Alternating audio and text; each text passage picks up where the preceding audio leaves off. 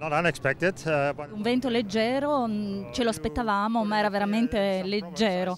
È stata una sorpresa per me, in particolare molti hanno utilizzato il motore e insomma direi che sono rimasto stupito perché non è corretto, è difficile accelerare la barca all'inizio, però ovviamente bisogna partecipare in modo corretto. È stata una dura lotta all'inizio con Max Oiena. Certo, c'è stato qualcosa di non proprio corretto alla partenza, però visto che abbiamo vinto non dobbiamo protestare. Noi non abbiamo lasciato spazio agli altri.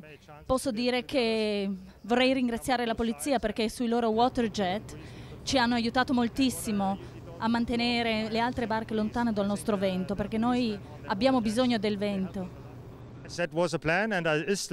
Il piano è proprio quello di andare alla Valletta.